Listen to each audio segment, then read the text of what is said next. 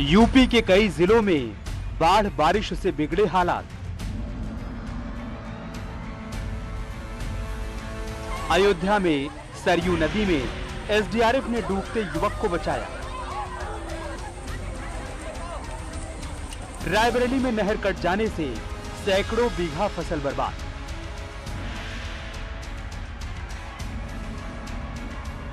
गोरखपुर में हाईवे बना समंदर।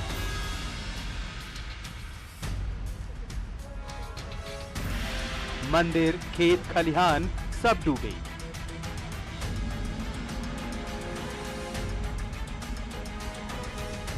बहराइच के कई गांवों में भरा बाढ़ का पानी। शहरों से कटा गांव का संपर्क। पीलीभीत में 12 से ज्यादा गांव में घुसा बाढ़ का पानी। प्रशासन नाकाम, लोग बेबस। नेपाल से छोड़े गए पानी से सिद्धार्थनगर के कई गांव जलमग्न हुए।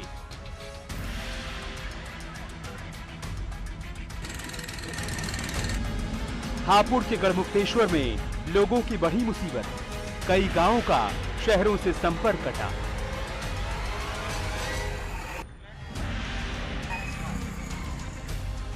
बाढ़ से हाहाकार, एक्शन में सरकार। बहराइच, गोंडा और बलरामपुर के दौरे पर सीएम योगी। हर हालात पर पैनी नजर।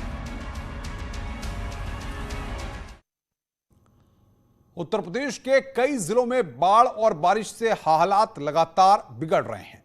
पश्चिमी उत्तर प्रदेश के कई जिलों में हालात बेकाबू होते जा रहे हैं। नदियों के कटान से घर नदी में समाते जा रहे हैं। वहीं कई जगह तटबंधों के टूटने से सैकड़ों घरों के सामने डूबने का संकट खड़ा हो गया है। वहीं योगी सरकार ने अधिकारियों को बाढ़ प्रभावित इलाकों में हर संभव मदद पहुंचाने के निर्देश दिए हैं।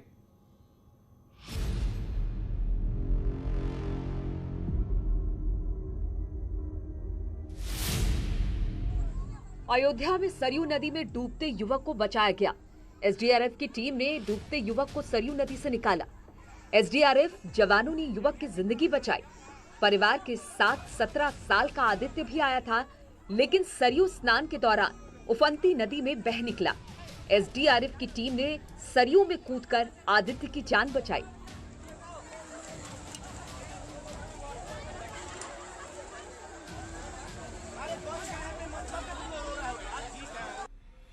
रायबरेली में नहर कट जाने से सैकड़ों बीघा फसल जलमग्न हो गई।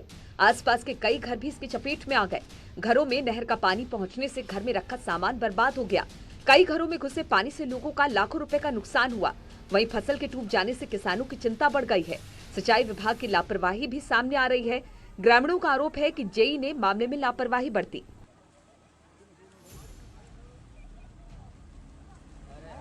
ये अधिकारियों को इसके पहले 15 दिन पहले सूचित किया गया था जेई साहब को कि ये नहर में कटान होने वाली, यहाँ मिट्टी डलवा दे। और वो जेसीबी लेकर के आए, नहर से ही मिट्टी निकाल करके उसमें डालते, जबकि कहा गया कि टाली से इसमें मिट्टी डलवा दो तो ये नहर नहीं कटेगी। और विभागीय उदासीनता के कारण ऐसा होता रहता है।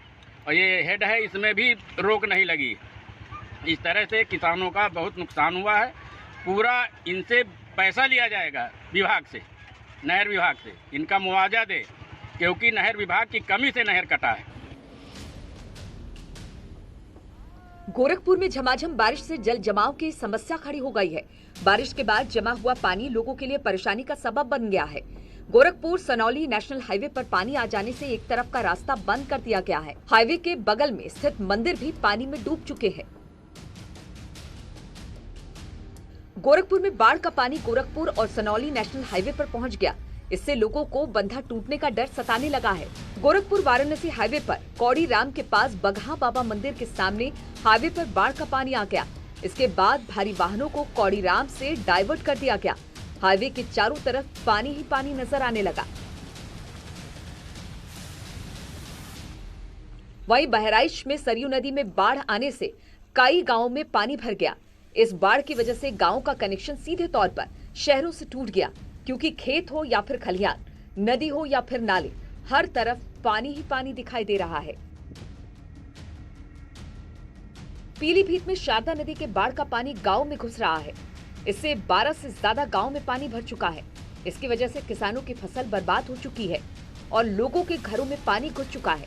ऐसे हालातों के आगे प्रशासन भी लोगों की मदद करने में नाकाम दिखाई दे रहा है और लोग बाढ़ की इस मुसीबत के आगे बेबस नजर आ रहे हैं। 90 से कट रहा है, पूरा इलाका ऐसे हो गया। हमेशा ऐसे आश्वासन देते हैं, बड़े अधिकारी भी आते हैं। जिस दिन बहुत बड़ा अधिकारी साल में एक बार आएगा, उस दिन यहाँ पे 200-300 आदमी लग जाएंगे। उसके बाद फिर काम बंद। इसलिए राणा प्रताप नगर का पूरा ज़मीनें कट गई कई सालों से। पूरा इलाका नरोसा ये सब बर्बाद हो गया सर। अब इधर 3-4 गांव, हमारा गांव भी खतरे में बहुत है। उत्तर प्रदेश में बाढ़ बारिश से बने हालात को लेकर योगी सरकार भी अलर्ट है। सीएम योगी ने बाढ़ से बिगड़ते हालात पर अधिकारियों को राहत और बचाव के निर्देश दिए हैं। अधिकारी लगातार हालात को काबू करने की कोशिश कर रहे हैं। न्यूज़ 18 के लिए ब्यूरो रिपोर्ट।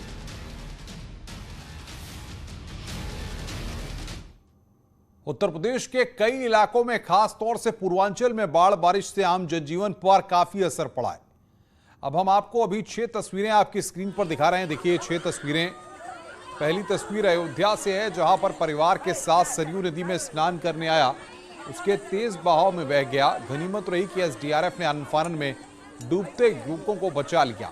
दूसरी तस्वीर जो अपनी स्क्रीन पर देख रहे हैं, ये रायबरेली की है, जहां नहर कट जाने से सैकड़ों बीघा फसल बर्बाद हो गई। नदी के कटान से कई घरों के डूबने का खतरा बढ़ गया है। तीसरी तस्वीर गोरखपुर की, जहां पर बाढ़ बारिश से हालात खराब हैं।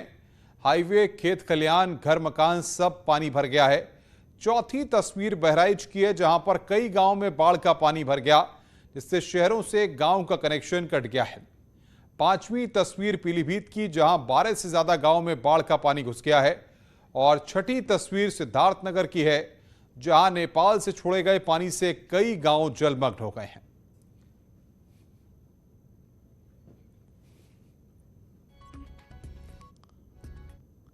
सीएम योगी आदित्यनाथ इस वक्त बाढ़ग्रस्त इलाकों के दौरे पर हैं।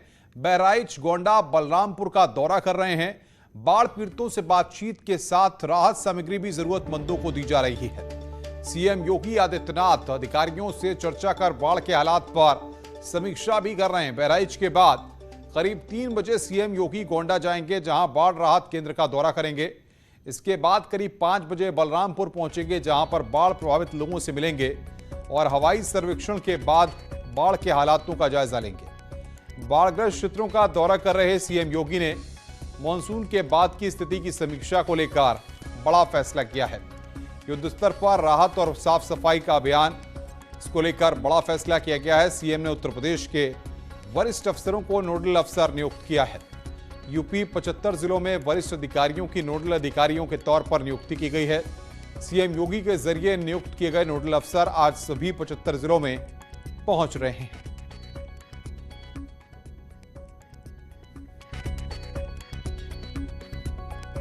और बातचीत करने के लिए इस वक्त ग्राउंड जीरो पर हमारे संवाददाता देवमणि त्रिपाठी हमारे साथ जुड़ रहे हैं गोंडा से, और रामगोपाल गोरखपुर से। सबसे पहले रामगोपाल आपके पास आएंगे।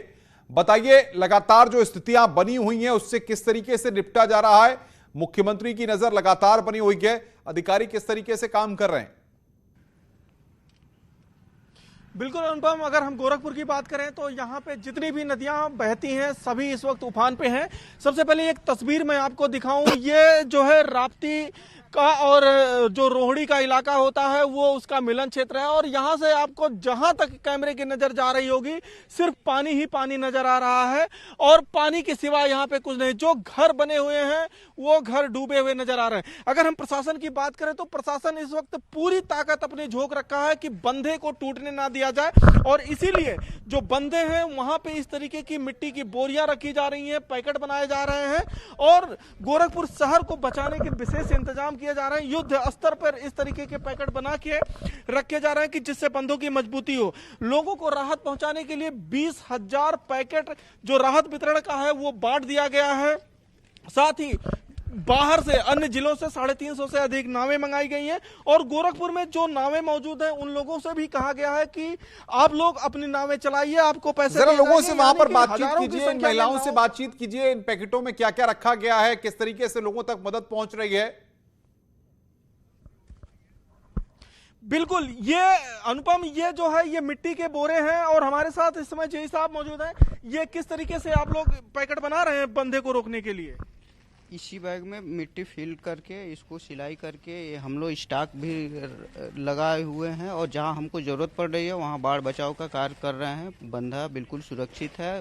बंदे की आप चूंकि गोरखपुर शहर से सटा हुआ, ये नौसर से लेके और बरहुआ तक का ये बिल्कुल सटा हुआ इलाका है और 1998 में यहीं पे बंधा टूटा था, तो किस तरीके से कई जगहों पे दबाव है, रिसाव है?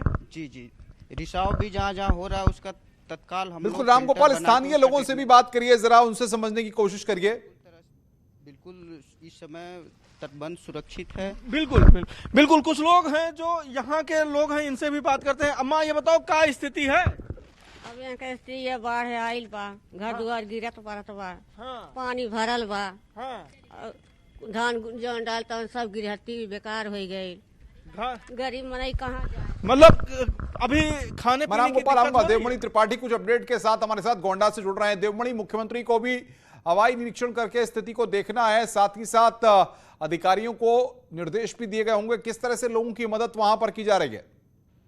देखिए, सीएम योगी का आज 3 जिलों का दौरा है, जिसमें गोंडा, बहराइच, बलरामपुर 3 जिले हैं, जहां पर वो बाढ़ प्रभावित इलाकों का हवाई सर्वेक्षण करेंगे, लोगों से बातचीत करेंगे और जो बाढ़ प्रभावित इलाके के लोग हैं उनसे संवाद स्थापित करने के बाद पत्रकारों से भी बातचीत करने का कार्यक्रम है। अफसरों से जायजा लेंगे, वहाँ की क्या स्थितियां हैं, बाढ़ की क्या तैयारियां हैं, राहत कार्य किस तरह से चल रहा है, उसको लेकर भी मुख्यमंत्री यहाँ पर लोगों से बातचीत करेंगे। जो प्रशासनिक अफसर हैं, जनप्रतिनिधि हैं और जो बाढ़ खंड के जो अफसर हैं उनसे भी बातचीत का कार्यक्रम है सीएम योगी का। तो बहराइच के बाद फिर गोंडा पहुंचेंगे, गोंडा से इनका बलरामपुर जाने का कार्यक्रम है और देर रात बलरामपुर पहुंचकर वहां पर शक्तिपीठ में विश्राम करने के बाद कल सिद्धार्थनगर और गोरखपुर का दौरा है। तो ऐसे में यहाँ पर जो 3 जिले हैं इनका दौरा करने के बाद यहाँ पर बातचीत भी करेंगे, लोगों से जानेंगे। इसके पहले भी वो जल शक्ति मंत्री को यहाँ पर भेजकर जायजा ले चुके हैं, लेकिन खुद आज वो यहाँ पर पहुंचे। फिलहाल क्या अपडेट मिल पा रहा है सीएम की विजिट को लेकर के? कितना समय और लगेगा?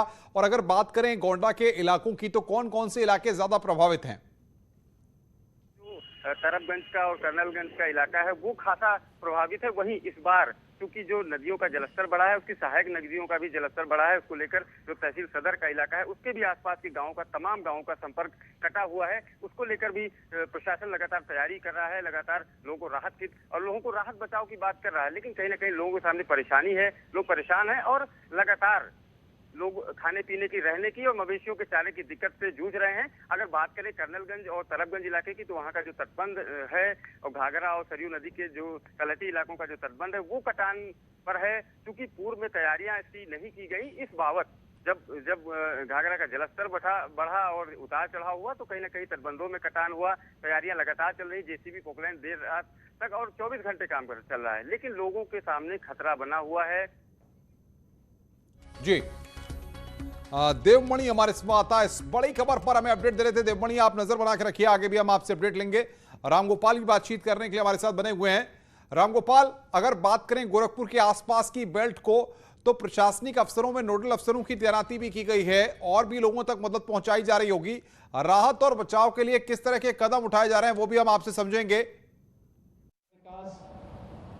ग्रामीण विकास और पंचायती राज, महिला और बाल विकास को विशेष रूप से इसकी जिम्मेदारी दी गई है कि अंतर विभागीय समन्वय के माध्यम से सभी विभाग व्यापक पैमाने पर किसी भी प्रकार की बरसात और बरसात के उपरांत होने वाली किसी भी प्रकार की बीमारी की रोकथाम करने के लिए व्यापक पैमाने पर एक अभियान चलाएंगे। इस कार्यक्रम का भी शुभारंभ हम 5 सितंबर से प्रारंभ करने जा रहे हैं। प्रदेश के अंदर बाढ़ की स्थिति नियंत्रण में है। मैंने स्वयं अपने 3 दिन का आगामी कार्यक्रम बाढ़ प्रभावित क्षेत्रों के दौरे के लिए और उन क्षेत्रों में प्रभावित परिवारों को मिलने वाली राहत सामग्री की समीक्षा करने के उद्देश्य से ही प्रारंभ किया है। बहराइच में राहत कार्य संतोषजनक ढंग से आगे बढ़ रहा है। हर जनप्रतिनिधि अपने अपने क्षेत्र में सक्रिय भूमिका के साथ जनता की सेवा के लिए लगा हुआ है। शासन ने पर्याप्त मात्रा में धनराशि हर जनपद को उपलब्ध कराई है। नौकाओं की पर्याप्त व्यवस्था की गई है। राहत और बचाव के लिए एनडीआरएफ, एसडीआरएफ और पीएससी की फ्लड यूनिट को भी हर एक जनपद में तैनात किया गया है।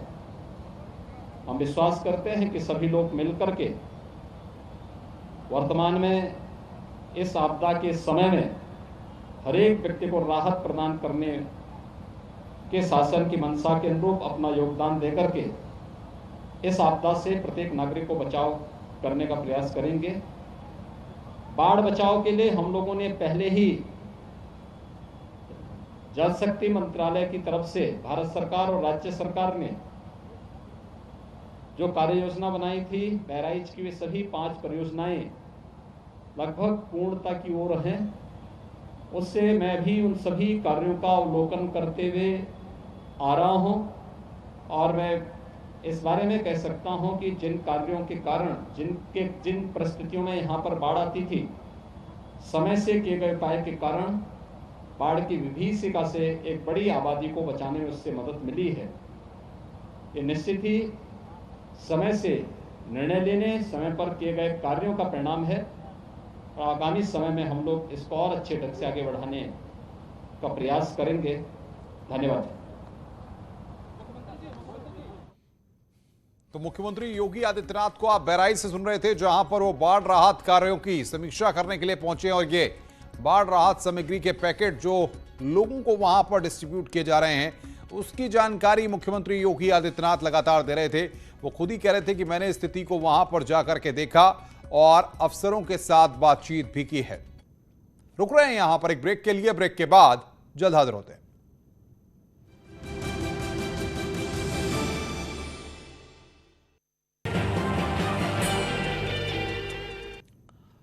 बड़ी खबर है, लिफ्ट में फंसे हैं केंद्रीय मंत्री कौशल किशोर। लिफ्ट में फंसे केंद्रीय राज्य मंत्री कौशल किशोर दारुल शफा की लिफ्ट में फंसे। मोहनलालगंज के सांसद और केंद्रीय राज्य मंत्री कौशल किशोर दारुल शफा में जा रहे थे प्रेस कॉन्फ्रेंस करने।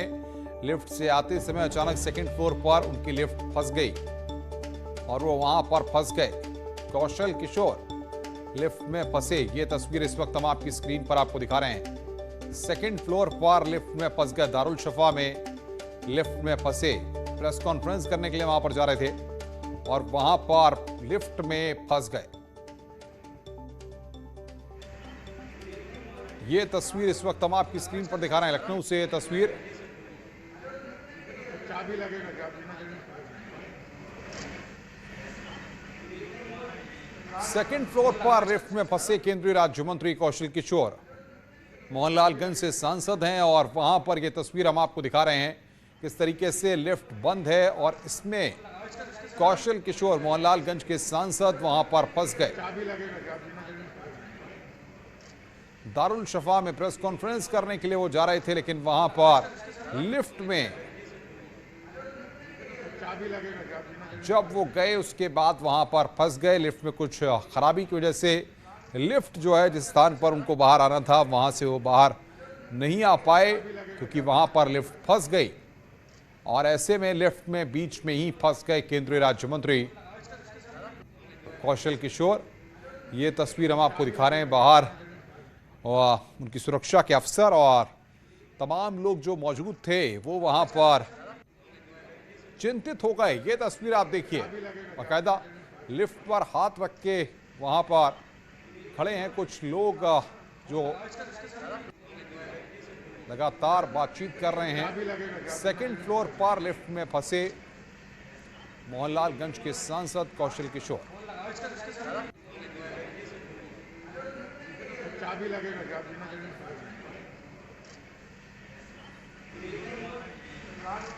अमूमन देखने को मिलता है कि जब कई जगहों पर लिफ्ट का प्रॉपर मेंटेनेंस नहीं होता है या फिर जिस तरीके से अजीत हमारे साथ जुड़ गए हैं बातचीत करने के लिए, अपडेट दे रहे हैं। अजीत, क्या कारण रहा, क्यों मंत्री जी लिफ्ट में फंस गए और कितनी देर तक फंसे रहे? देखिए बिल्कुल अनुपम, लगभग 10 से 15 मिनट तक लिफ्ट में फंसे रहे मोहनलालगंज के सांसद और केंद्रीय मंत्री कौशल किशोर। उन्हें दारुल सपा जो विधायक निवास है वहां कमरा नंबर 111 में बाकायदा जो है प्रेस कॉन्फ्रेंस करनी थी और जो आवासन और शहरी कार्य राज्य मंत्री कौशल किशोर वो वहां पर पहुंचे थे और लिफ्ट जैसे ही ऊपर जाने लगे अचानक लिफ्ट रुक गई। किस कारण से लिफ्ट रुकी, कौन सी टेक्निकल फॉल्ट आई थी, इसकी अब जांच की जा रही है। बिल्कुल अजीत, बहुत बहुत शुक्रिया आपका हमारे साथ जुड़ने के लिए और बातचीत करने के लिए।